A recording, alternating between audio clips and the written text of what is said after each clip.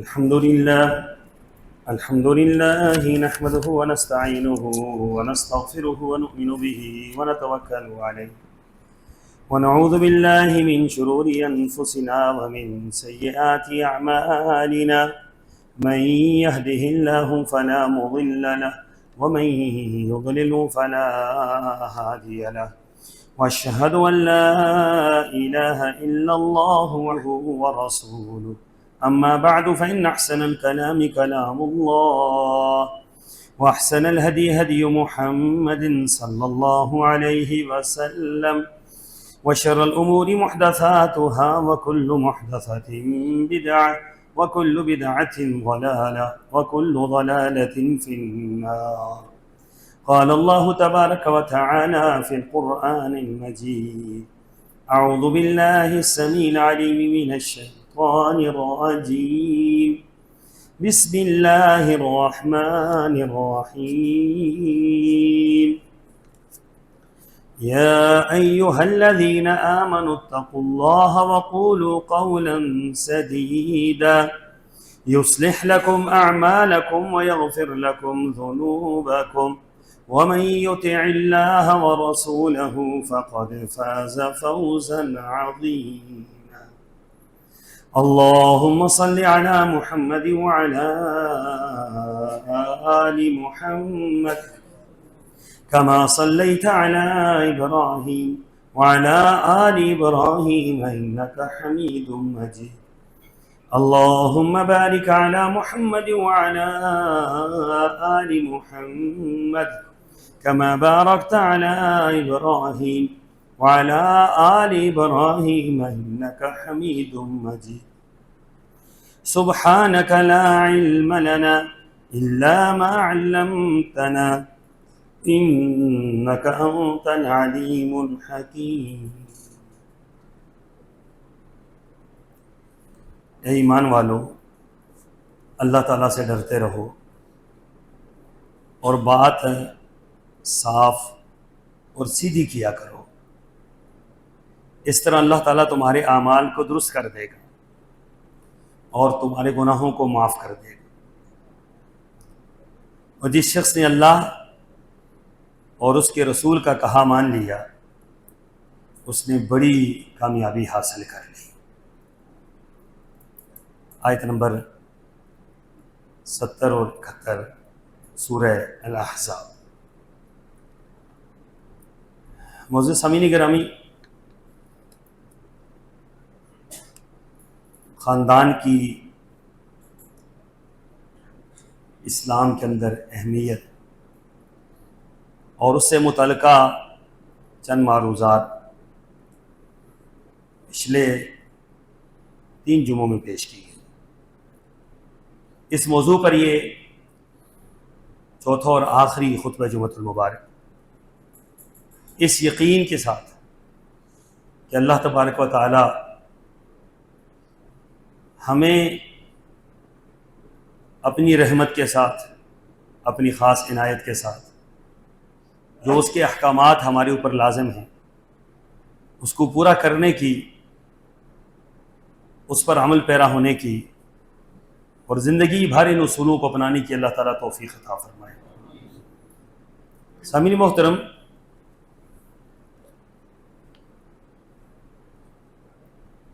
خاندان کی تشکیل 2 طرح کی ہے. ایک وہ جو اللہ نے فطرتاً ہمیں عطا کی، اور ایک وہ جو ہم خود بناتے ہیں. ان میں نے عرض کیا تھا کہ خاندان کی ابتدا اس کی چوائس سے ہوتی ہے، پسند سے ہوتی ہے، دیکھنے سے ہوتی ہے. اس کے بارے میں شریعت نے جو معیار مقرر کیا وہ دین ہے. اگر آپ کی پسند، آپ کی ترجیح، آپ کی سوچ اور فکر دین ہے اور دین کو آپ نے مقدم رکھا ہے، دین کی بنیاد پر رشتہ ہوا، تو دین کی بنیاد سے جو رشتے ہوتے ہیں وہ آگے بڑھتے ہیں، آگے چلتے ہیں، ان کے اندر مضبوطی آتی ہے، استحکام آتا ہے، دوام آتا ہے. اور جس کی بنیاد دین نہ ہو یہ رشتے پائیدار نہیں ہوتے، ان رشتوں میں کھینچاتانی ہوتی ہے۔ ہر ایک یہ سمجھتا ہے کہ میرا حق زیادہ ہے، ہر ایک یہ سمجھتا ہے کہ مجھے کم مل رہا ہے، ہر ایک یہی سمجھتا ہے مجھ پر ظلم ہو رہا ہے، اور پھر کوئی بندہ کسی پہ راضی نہیں ہوتا۔ جبکہ جب آپ اسلام کو مانتے ہیں، دین کو مانتے ہیں، تو اب کسی کو یہ پریشانی کی ضرورت نہیں ہے کہ آپ کا کیا ہے، میرا کیا ہے، آپ کا حق کیا ہے، میرا حق کیا ہے، میں نے کیا دینا ہے آپ کو، آپ نے کیا لینا ہے مجھ سے، میرے آپ کی طرف کیا حقوق ہیں، آپ کے میری طرف کیا حقوق ہیں۔ ہر چیز کا تعین شریعت کے اندر موجود ہے۔ اسی لیے رسول اللہ صلی اللہ علیہ وسلم نے اس دین کو شاہراہ روشن کہا ہے، فرمایا کہ یہ واضح شاہراہ ہے، روشن شاہراہ ہے، اس دین کی کوئی بات بھی پوشیدہ نہیں ہے، مخفی نہیں، اس دین کی کوئی بات ایسی نہیں ہے کہ جو ہمیں سمجھ بھی نہ آئے، یا کوئی ایسا مسئلہ جو ہمارے لیے موجود بھی نہ ہو۔ رسول اللہ صلی اللہ علیہ وسلم پر قربان جائیں کہ آپ نے فرمایا کہ جو میرا دین ہے نا، دنیا کے اندر یہ اعزاز اسی دین کو حاصل ہے کہ یہ دین کامل دین ہے۔ الیوم اکملت لکم دینکم، تمہارا دین آج مکمل ہو گیا ہے۔ اب جو کامل دین ہے ہم نے اس سے لینا ہے اور اس کے مطابق عمل کرنا ہے۔ اب رشتے کی دیکھتے ہوئے ترجیحات آپ نے سماعت فرما لی، اس کے بعد اگلا مرحلہ کیا ہوتا ہے؟ اگلا مرحلہ یہ ہے کہ آپ نے اب شریعت کے ضابطوں کے مطابق تمام معاملات اس سے آگے چلانے ہیں۔ رشتہ تو آپ نے دیکھ لیا، آپ نے رشتہ دین کے مطابق پسند بھی کر لیا، اب کیا کرنا ہے؟ اب آپ نے وہ اصول، وہ ضابطے جو شریعت نے آپ کے لیے متعین کیے ہیں ان کو مد نظر رکھنا ہے۔ یہ بات اپنے ذہن میں بٹھا لیں کہ جس چیز کو اسلام نے لازم قرار دیا ہے کہ یہ ہر حال میں آپ نے کرنی ہے، اس میں اللہ تعالیٰ نے آسانیاں پیدا کر دی، کوئی مشکل نہیں ہے اس میں۔ نماز کو اللہ تعالیٰ نے لازم قرار دیا ہے، تو نماز کے لیے کیا مشکل ہے؟ دن اور رات میں 5 نمازیں، 24 گھنٹے میں 5 نمازیں، اور پھر 5 نمازوں کے اندر بھی اتنا آپ کو سہولت دے دی گئی، اتنی سہولت دے دی گئی کہ بھائی کھڑے ہو کر پڑھو، کھڑے ہو کے نہیں پڑھ سکتے تو بیٹھ کر پڑھو، بیٹھ کر نہیں پڑھ سکتے لیٹ کے پڑھو، لیٹ کے نہیں پڑھ سکتے اشارے سے پڑھو، کتنی سہولتیں دے دی گئی۔ کیوں کہ لازم ہے، ہر حال میں کرنا ہے۔ اس میں اگر ایک جگہ پر اللہ تبارک و تعالیٰ یہ حکم دے دیتے کہ صرف کھڑے ہو کر نماز ہوتی ہے، تو جو بیچارے بیمار ہوتے ان کی نمازیں ضائع ہو جاتی، ختم ہو جاتی، ان کا اجر بھی ضائع ہو جاتا۔ لیکن یہاں پر کیا ہے کہ جب معاملے کے اندر سختی ہے تو پھر اس کے ساتھ ساتھ اس کو سہولت بھی دی گئی، آسانیاں اس کے اندر پیدا کی۔ اسی طرح شادی ہے، نکاح ہے، اس کو لازم قرار دیا گیا کہ آپ نے لازمن کرنا۔ قرآن پاک میں اللہ تبارک و تعالیٰ نے فرمایا کہ وَلَقَدْ أَرْسَلْنَا رُسُلًا مِّن قَبْلِكَ وَجَعَلْنَا لَهُمْ أَزْوَاجًا وَذُرِّيَّةً، فرمایا محمد صلی اللہ علیہ وسلم آپ سے پہلے جتنے بھی رسول ہم نے بھیجے ہیں ان کے لیے ہم نے بیویاں بھی رکھی ہیں، ان کی اولاد بھی رکھی۔ یعنی پیغمبر جو تھے دنیا کے سب سے عظیم لوگ ہوتے ہیں، اور سب سے عظیم جو لوگ ہیں ان کا اسوہ کیا ہے کہ انہوں نے شادیاں بھی کی ہیں، ان کے بچے بھی ہوئے۔ گویا شادی کرنا یا بچے پیدا کرنا یہ عیب نہیں ہے، یہ تو انبیاء علیہ الصلوۃ والسلام کا مشن ہے۔ یہ نسل انسانی کی بقا کا ذریعہ ہے، یہ نسل انسانی کی بڑھوتری کا ذریعہ ہے، یہ خاندانوں کی تشکیل کا ذریعہ ہے۔ اس لیے فرمایا کہ اتنا بڑا مقصد ہے اس کا، تو اس کے لیے مشکلات کیسے ہو سکتی تھی؟ اب جو مشکلات ہمارے معاشرے کے اندر شادی کے لیے پیدا ہم نے کر دی ہیں، سبحان اللہ، اگر اس کو دیکھ لیا جائے تو میرے خیال میں جو صورتحال اب پیدا ہو گئی ہے، جو آپ دیکھ رہے ہیں، ہم دیکھ رہے ہیں، تو شادیاں جو لیٹ ہو رہی ہیں، جو مسائل پیدا ہو رہے ہیں، یہ ہمارے خود ساختہ مسائل ہیں، خود کشیدہ مسائل ہیں، جو ہم نے اپنے لیے خود مسائل کھڑے کیے، یہ وہ مسائل ہیں۔ اللہ تبارک و تعالیٰ نے تو اس کے اندر آسانیاں پیدا کی۔ اب یہ مسنون عمل ہے، سارے انبیاء کر کے گئے ہیں، آپ نے بھی کرنا ہے۔ محمد رسول اللہ صلی اللہ علیہ وسلم نے 11 نکاح کیے، تو آپ علیہ الصلوۃ والسلام کو اسوہ ہمارے سامنے، آپ سے بڑھ کر عزت والا کون تھا؟ آپ سے بڑھ کر شرف والا کون تھا؟ آپ سے بڑھ کر عظمت والا کون تھا؟ ساری کائنات کو ملا لیا جائے، آپ کی قدموں کی خاک کے برابر کوئی نہیں ہو سکتا ہے۔ اب نکاح یہ عزت کا باعث نہیں تھا، شرف کا باعث نہیں تھا، دکھلاوے کا باعث نہیں تھا، ریاکاری کا باعث نہیں تھا، نمود و نمائش کا باعث نہیں تھا۔ آج کیا ہوا ہے؟ آج نکاح کو نمود و نمائش، اپنا آپ دکھانا، اپنا مال و دولت دکھانا اور لوگوں کو زیر کرنا، یہ نکاح کا مقصد ہے۔ میں ایسی شادی کروں گا، ہمارے ہاں یہیں پہ واکنڈ میں ایک صاحب نے 4 ولیمے کیے، ایک عام ولیمہ، ایک خاص ولیمہ، ایک خاص الخاص ولیمہ اور وی آئی پی ولیمہ۔ تو جو وی آئی پی تھا نا، اس کے اندر انہوں نے بکرے ہی رکھے ہوئے تھے خالی، اور کچھ بھی نہیں۔ اب مجھے بتائیں کہ شریعت نے حضرت عبد الرحمن بن عوف سے بڑھ کر کوئی غنی انسان تھا؟ ایک ایک وقت میں ہزاروں نہیں لاکھوں روپیہ آج کے دور کے حساب سے انہوں نے اللہ کی راہ میں خرچ کیا ہے۔ شادی کیسے کی کہ رسول اللہ صلی اللہ علیہ وسلم کی خدمت میں آئے اللہ کے رسول صلی اللہ علیہ وسلم، آپ نے دیکھا تو کچھ نشان لگا ہوا تھا یہاں کپڑوں پر، تو فرمایا یہ کیا ہے؟ کہ اللہ کے رسول شادی ہو گئی۔ رسول اللہ صلی اللہ علیہ وسلم مدینہ طیبہ کے اندر موجود ہیں، عشرہ مبشرہ میں سے ہیں، عشرہ مبشرہ میں سے ہیں۔ رسول اللہ سے محبت کی انتہا یہ ہے کہ ایک حدیث سنی 1000 اونٹ اللہ کی راہ میں قربان کر دی۔ ابھی اللہ کے رسول کو اپنی شادی میں نہیں بلا رہے، اللہ کے رسول سے نکاح نہیں پڑھوا رہے۔ میری کوئی ناراضگی نہیں ہے بھائی، کبھی یہ جو چیزیں ہیں نا، جب آپ غلط چلتے ہیں، آپ کا مولوی آپ سے غلط زیادہ چلتا ہے۔ مجھے کچھ لوگوں نے ہمیشہ یہ بات کہی، علماء مجھے کہتے ہیں شاہ صاحب آپ ہماری بھی جو ہے نا روزی مار کرتے ہیں۔ وہ کیسے؟ کہتے ہیں یہ لاکھوں روپیہ خرچ کرتے ہیں، کروڑوں روپیہ شادیوں پہ خرچ کرتے ہیں، ان کے آپ ولیمے دیکھیں، ان کے آپ کھانے دیکھیں، ان کے آپ سوٹڈ بوٹڈ دیکھیں، جب نکاح خواہ کی باری آتی ہے تو شاہ صاحب کہتے ہیں کہ یہ دینے جائز نہیں۔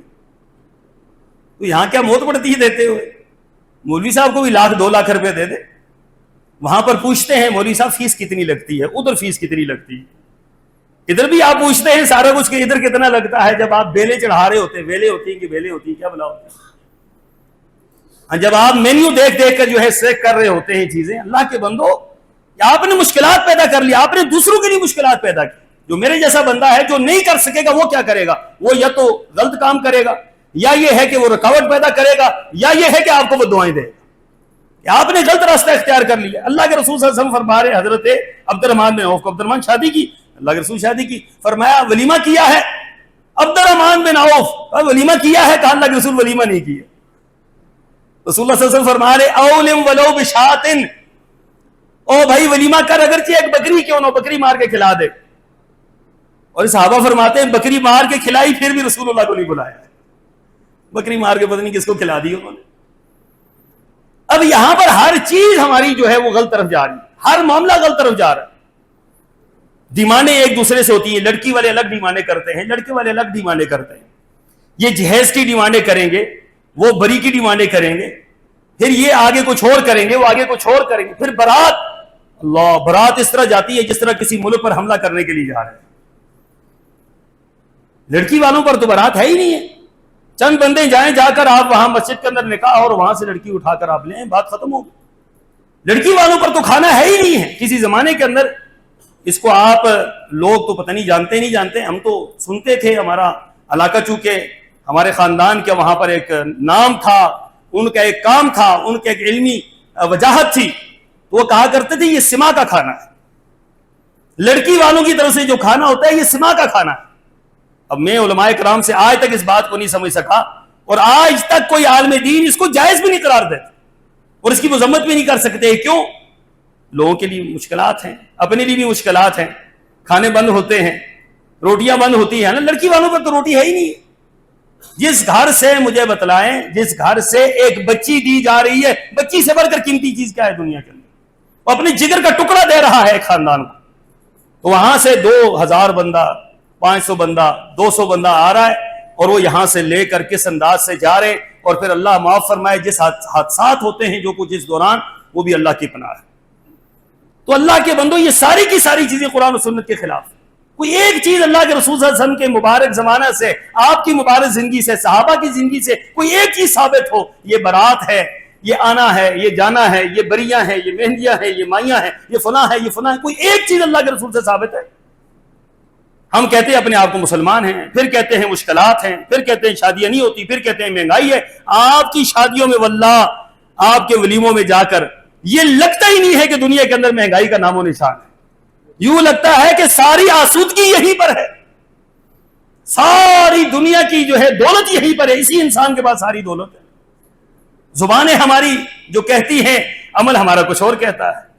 تو شریعت نے ان میں سے کون سی چیز کو لازم قرار دیا، مجھے یہ بتلائے۔ رسول اللہ صلی اللہ علیہ وسلم کا مبارک زمانہ ہے، مسجد نبوی ہے، صحابہ بیٹھے ہیں، ایک عورت اٹھ کر کھڑی ہوئی، اللہ کے رسول صلی اللہ علیہ وسلم میں اپنا آپ کے حوالے کرتی، آپ خاموش ہو گئے، آپ نے دیکھا خاموش ہو گئے۔ دوسری طرف سے ایک صحابی اٹھ کے کھڑی ہوئی، اللہ کے رسول اگر آپ کو حاجت نہیں ہے، آپ نے اس سے نکاح نہیں کرنا تو اللہ کے رسول میرا اس سے نکاح کر دیں۔ نبی صلی اللہ علیہ وسلم نے اس کی حالت دیکھی تو تن پر ایک کپڑا ہے، ایک چادر جسے کہتے ہیں نا، ایک چادر لپیٹی ہوئی، ایک چادر لپیٹ کر وہ کھڑا ہے۔ اس نے کہا اللہ کے رسول میری شادی کروا دیں۔ تو آپ نے پوچھا کہ بھئی مہر دینے کے لیے کچھ ہے؟ اس کو مہر کیا دو گے؟ تمہارے پاس تو ایک چادر ہے، تن پر ایک کپڑا ہے، اس کو مہر کیا دو گے؟ یہ نہیں پوچھا کھلاؤ گے کہاں سے، پلاؤ گے کہاں، رکھو گے کہاں، مکان اپنا ہے نہیں ہے، سواری اپنی ہے نہیں ہے، نوکری وا فیکٹری کے اندر ہے نہیں ہے، کیا ہے کیا نہیں، اسے مہر کا پوچھا جا رہا ہے۔ وہ مہر ہے، ابھی کچھ دینے کے لیے ہے اس کو؟ کہا اللہ کے رسول صلی اللہ علیہ وسلم تن پہ کپڑا ہے، یہ جو چادر ہے، سادگی دیکھیں، یہ دین تھا، یہ دین تھا جس کو ہم آج چھوڑ چکے ہیں۔ تن پہ ایک چادر ہے، کہا اللہ کے رسول اس کے 2 ٹکڑے کروں گا، آدھی اس کو دے دوں گا۔ تو رسول اللہ صلی اللہ علیہ وسلم نے فرمایا نہیں بھئی تیرا پھر تن ہی نہیں ڈھکے گا، جا کر کہیں سے کچھ لے کر آ۔ اب یہ مدینہ طیبہ کے اندر جا رہا ہے، ہر دروازہ کھٹکھٹا رہا ہے، اور ہر دروازہ جب کھلتا ہے تو یہ کہتا ہے کہ کچھ مجھے دے دو، آج میرا نکاح ہو جائے، مجھے کوئی چیز چاہیے۔ مدینہ طیبہ کے اندر لوہے کی انگوٹھی بھی نہیں ملتی۔ یہ عالم ہے کس چیز کا؟ فقر و فاقے کا یہ عالم ہے کہ لوہے کی انگوٹھی تک نہیں ملتی۔ واپس آیا، پریشان ہو کر بیٹھ گیا۔ اللہ کے رسول صلی اللہ علیہ وسلم پوچھ رہے ہیں ہاں ساتھی کیا بنا؟ مجلس اسی طرح لگی ہوئی۔ کہا اللہ کے رسول صلی اللہ علیہ وسلم کچھ بھی نہیں ملا ہے۔ کہا اچھا یہ بتلاؤ قرآن یاد ہے؟ قرآن یاد ہے؟ قرآن آتا ہے؟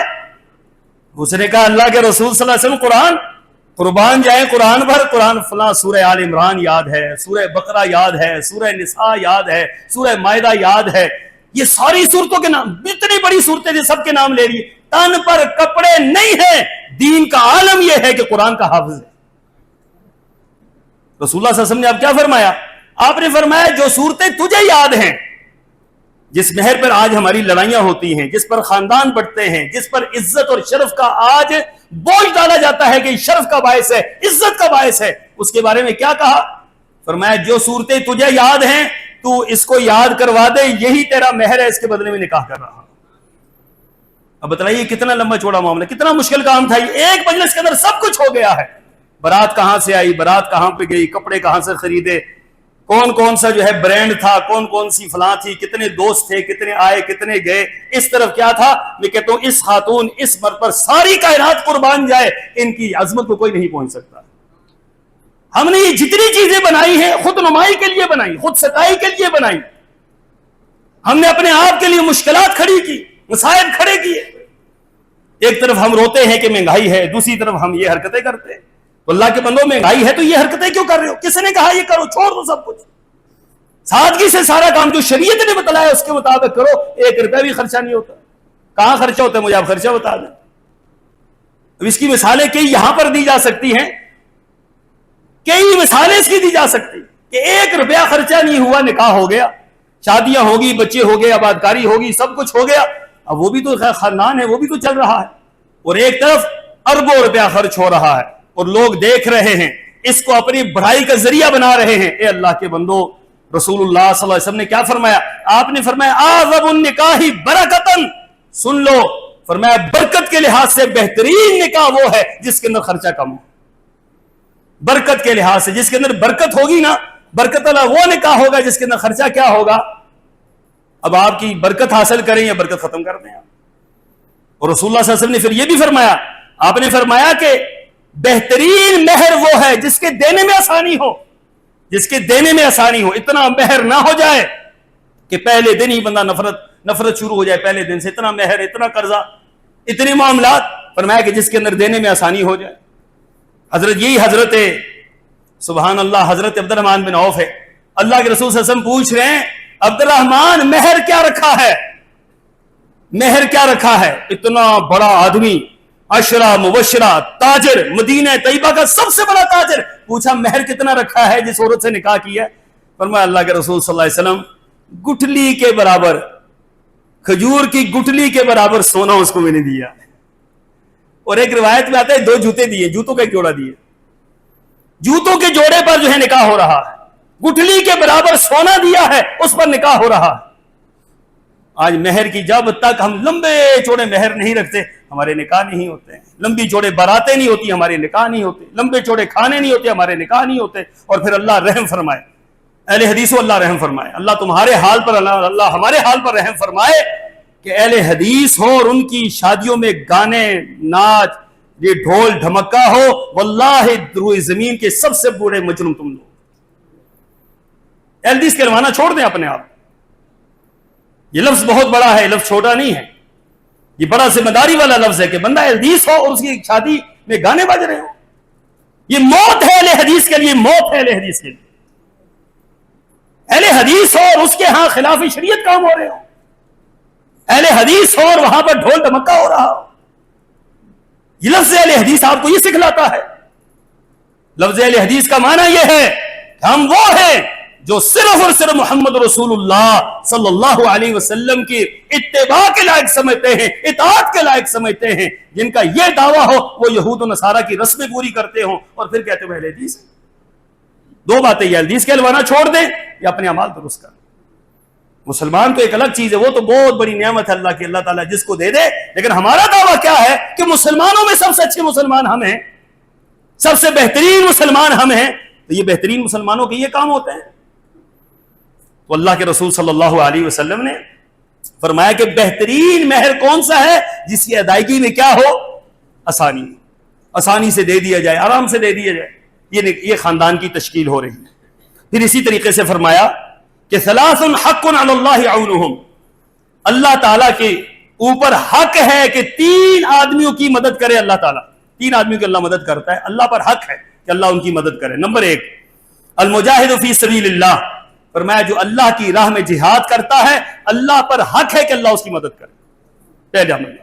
دوسرا بندہ والمکاتب الذی یرید الادا, فرمایا کہ وہ مکاتب غلام جس نے اپنے آقا کو لکھ کر دیا ہو اتنے پیسے دیتا ہوں مجھے آپ رہا کر دیں. اب اس کے پاس پیسے کہاں سے آئیں گے؟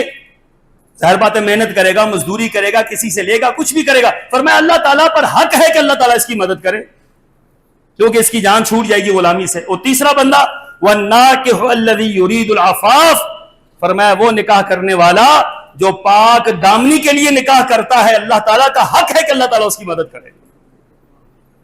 نکاح پاک دامنی کے لیے ہوتا ہے, معاشرے کے اندر خیر کے لیے ہوتا ہے, معاشرے کی خوبصورتی کے لیے ہوتا ہے. جب نکاح ہوتے ہیں تو بدکاریاں کم ہوتی ہیں, گناہ کم ہوتے ہیں, نظریں پاک ہوتی ہیں, دل پاک ہوتے ہیں, دماغ پاک ہوتے ہیں, خیالات صاف ستھرے ہوتے ہیں, خیالات اجلے بن جاتے ہیں. اور جب نکاح نہیں ہوتے تو معاشرہ بے بہار ہو جاتا ہے, پھر کوئی لمٹ نہیں رہتی کسی چیز کی. یہ قتل و غارت کیوں ہو رہی ہے آپ دیکھ نہیں رہے؟ اس قتل و غارت کے پیچھے یہی چیز ہے, نکاح مشکل اور گناہ آسان. نکاح کے لیے مشکلات, گناہ کے لیے کوئی مشکل نہیں. تو جب یہ معاشرہ ہوگا تو اس معاشرے کے اندر خیر کس طرح آئے؟ نکاح آسان کرے اور گناہ کو مشکل بنائے, نکاح کو خیر کی طرف لے کر جائیں اور گناہ کے آگے رکاوٹیں کھڑی کریں, بڑی بڑی رکاوٹیں کھڑی کریں تاکہ نکاح عام ہو, لوگ پاک دامنی سے زندگی گزاریں اور گناہوں سے لوگ بچیں. اسی طریقے سے رسول اللہ صلی اللہ علیہ وسلم نے فرمایا کہ اگر اب ہم سوچتے ہیں نا کہ بندہ امیر ہوگا تو بچی دیں گے, تو قرآن نے کیا کہا؟ ان یکونوا فقراء یغنیہم اللہ من فضلہ, فرمایا لوگوں نکاح کرو. پوچھا کہ اللہ کے رسول صلی اللہ علیہ وسلم نکاح کیسے کریں کہ پاس تو پیسے ہی نہیں ہے, خرچہ کہاں سے آئے گا, نظام کہاں سے چلے گا؟ جس طرح آج ہم پوچھتے ہیں, ہم دیکھتے ہیں, ہم سوچتے ہیں. تو رسول اللہ صلی اللہ علیہ وسلم نے قرآن کی آیت پڑھی, فرمایا ان یکونوا فقراء یغنیہم اللہ من فضلہ, فرمایا نکاح کرنا تمہارا کام ہے, تمہیں غنی کرنا یہ اللہ تبارک و تعالیٰ کا کام. اور تاریخ کے اندر بڑے واقعات ہیں, نکاح سے پہلے کچھ اور تھے, نکاح کے بعد کچھ اور ہو گئے. تاریخ کو آپ چھوڑ دیں, یا آپ کے سامنے ایک تاریخ کھڑی ہے کہ جب نکاح کیا تو 1 ٹکا پاس نہیں تھا. 1 ٹکا سمجھتے ہیں آپ؟ وہ جو بنگلہ دیش کے اندر ختم ہو گیا ہے, 1 روپیہ جیب کے اندر نہیں تھا. طالب علم تھا مظفر آباد, وہاں سے اٹھا کر نکاح کر دی. اور نکاح کے بعد اللہ تعالیٰ نے نظام بدلنا شروع کر دی اور مجھے نہیں پتا کہ دن اور رات اور میرے اللہ نے کہاں سے کہاں پہنچا دیا. یہ بندہ نہیں دیکھے کہ یہ آئے گا کہاں سے. جب بندہ اللہ کے کھاتے میں ڈالتا ہے اللہ تبارک و تعالیٰ کبھی بھی اس کو ضائع نہیں کرتے. جب ہمارا اللہ پر یقین، اس آیت پر یقین ہوگا نا، یقون فقراء، اگر تم فقیر، لوگ کہتے ہیں پہلے کماؤ پھر شادی کرو. قرآن نے کیا کہا؟ اگر تم فقیر ہوگے، فقیر تمہارے پاس کچھ بھی نہیں ہوگا. فقیر وہ ہوتا ہے جو مانگ کر گزارا کرتا ہے. مسکین میں اور فقیر میں فرق ہوتا ہے. فرمایا یقون فقراء، اگر تم فقیر ہوگے شادی کر لو، رسول اللہ کی سنت پوری کر لو، اللہ کا حکم پورا کر لو، اللہ تعالیٰ تمہیں غنی کر دے گا. نیت یہ ہو کہ میں گناہ سے بچ جاؤں، نیت یہ ہو کہ اللہ تبارک و تعالیٰ میرے لیے خیر کے اسباب پیدا کر دے. تو قرآن کی آیت ہے وَمَنْ أَصْدَقُ مِنَ اللَّهِ قِيلًا وَمَنْ أَصْدَقُ مِنَ اللَّهِ حَدِيثًا. اللہ سے بڑھ کر بات کس کی بہتر ہو سکتی ہے، کس کی خیر پر مبنی ہو سکتی ہے. اتنی پیاری بات میرے رب نے کہی، اس پر ہمارا یقین ہونا چاہیے. اسی طریقے سے فرمایا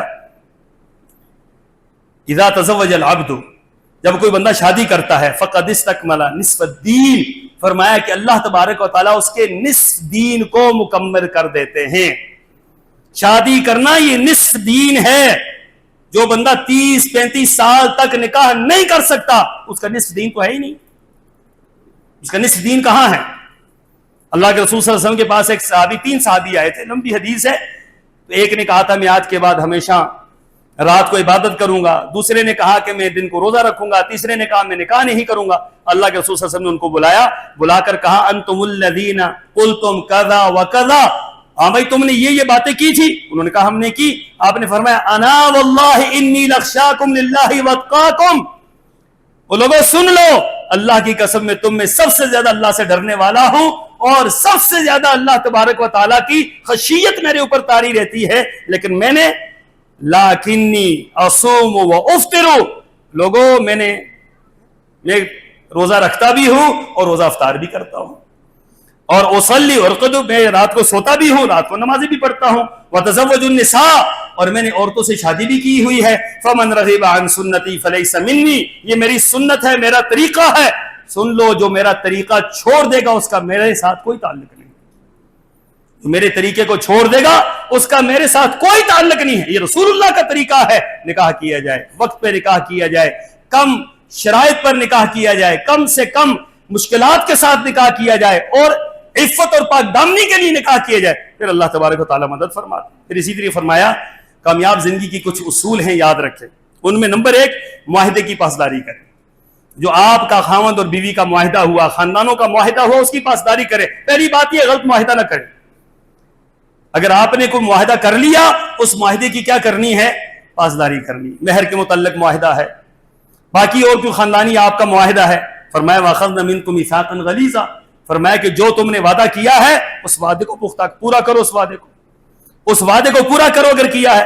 پھر ساتھ ہی یہ فرمایا فَاتَّقُوا اللَّهَ فِي النِّسَاءِ، فرمایا عورتوں کے بارے میں اللہ سے ڈرتے رہو. عورتوں کے بارے میں اللہ سے ڈرتے رہو، ان کے حقوق پورے کرو. جو تم نے معاہدہ کیا ہے وہ پورا کر لو، جو تم نے اقرار کیا ہے وہ پورا کر لو. پہلی بات ہے کرو ہی نہ، جو کر لیا ہے اس کو کیا کرنا ہے؟ اس کو پورا کرنا ہے. بڑی عجیب حدیث رسول اللہ صلی اللہ علیہ وسلم کی. آپ نے فرمایا کہ جو شخص مہر متعین کرتا ہے اور پھر مہر دینے کا ایسے انکار کر دیتا ہے، مہر نہیں دیتا، قیامت کے دن جب وہ اللہ کے سامنے پیش ہوگا، اللہ کے سامنے، اور اس نے مہر نہیں دیا ہوگا، سرور کونین نے فرمایا کہ اللہ کے سامنے پیش ہوگا تو بدکار بن کر پیش ہوگا. ہمارے 80% لوگ یہی بات کہتے ہیں کہ جی مہر تو دینے کے لیے ہوتا ہی نہیں، یہ معاہدہ ہے آپ کا، یہ آپ کا عہد و پیمان ہے، اللہ کے ساتھ بھی ہے، آپ کا خاندان کے ساتھ بھی ہے، بیوی کے ساتھ بھی ہے. آپ کہتے ہیں کہ اس کی حیثیت کچھ نہیں. کیسے اس کی حیثیت نہیں؟ اب تھوڑا رکھیں، آسان رکھیں، لیکن یہ معاہدہ ہے، معاہدے کی پاسداری ضروری ہے. اسی طریقے سے خاوند اور بیوی کے درمیان محبت. قرآن پاک نے جو شادی کے اصول بیان کیے ہیں، فرمایا وَجَعَلَ بَيْنَكُمْ مَوَدَّةً وَرَحْمَةً. شادی کا فائدہ کیا ہے؟ شادی کا فائدہ یہ ہے کہ خاوند اور بیوی کے درمیان کیا ہوتی ہے؟ محبت پیدا ہوتی ہے. اب خاوند اور بیوی کی محبت ہمارے پنجاب کے معاشرے میں اس کو لوگ کچھ اور بات کہتے ہیں. یہ ہمارے لیے بڑا مشکل کام ہے. آپ اگر خاوند بیوی ہیں اور آپ آپس میں محبت کرتے ہیں تو سبحان اللہ یہ بڑا مشکل کام. خاندان کو برداشت نہیں ہوتا. دیکھو قوم کو برداشت نہیں ہوتا. لوگ کہتے ہیں دیکھو جی خاوند بیوی نہیں محبت. بھائی خاوند بیوی کی محبت ہوگی اور کس کی ہوگی؟ رسول اللہ صلی اللہ علیہ وسلم نے کیا فرمایا؟ لم ترى للمتحابین مثل النکاح. فرمایا کہ دنیا کے اندر، آسمان کی چھت کے نیچے، زمین کے فرش کے اوپر، دنیا کے اندر سب سے مضبوط ترین رشتہ اگر کسی چیز سے بنتا ہے وہ نکاح سے بنتا ہے. لم ترى للمتحابین مثل النکاح. فرمایا دو محبت کرنے والے دنیا کے اندر نکاح سے بڑھ کر محبت پیدا کرنے والی کوئی چیز نہیں. لوگ پہلے لو کرتے ہیں پھر میرج کرتے ہیں، جب میرج ہوتی ہے پھر لو ختم ہو جاتی ہے. اب لو تو پہلے تھا، اب میرج ہو گئی ہے، شادی ہو گئی ہے، اب شادی ہو گئی ہے، اب لو ہے ہی نہیں. اب کیا ہے؟ اب نفرتیں ہیں تو پھر خاندان کہاں بنتا ہے؟ وہ ادھر کھینچتی ہے وہ ادھر کھینچتی ہے، ایک دوسرے کو ذلیل کرتے ہیں، رسوا کرتے ہیں ایک دوسرے کو. تو اللہ تبارک و تعالیٰ نے فرمایا وَجَعَلَ بَيْنَكُمْ مَوَدَّةً وَرَحْمَةً. فرمایا اللہ تعالیٰ نے تمہاری بیوی اس لیے پیدا کی تاکہ تمہارے درمیان کیا ہو؟ مودت ہو، رحمت ہو. اور اسی طریقے سے رسول اللہ صلی اللہ علیہ وسلم کی زندگی اگر آپ دیکھیں، اللہ اکبر. حضرت عائشہ صدیقہ فرماتی ہیں اللہ کے رسول صلی اللہ علیہ وسلم میں حالت ایام سے ہوتی، میں پانی پیتی، اللہ کے رسول صلی اللہ علیہ وسلم کے سامنے پیالہ لے کر جاتی. آپ کہتے عائشہ کہاں سے پانی پیا ہے؟ فرمایا یہاں سے پیا ہے، وہیں سے منہ لگا کر پانی پیتے جہاں سے میں نے پیا ہو. میں گوشت کھاتی، ہڈی سے گوشت کھاتی. اللہ کے رسول صلی اللہ علیہ وسلم فرماتے عائشہ کہاں سے کھایا؟ فرمایا یہاں سے کھایا ہے، وہیں سے اللہ کے رسول صلی اللہ علیہ وسلم کو منہ لگاتے.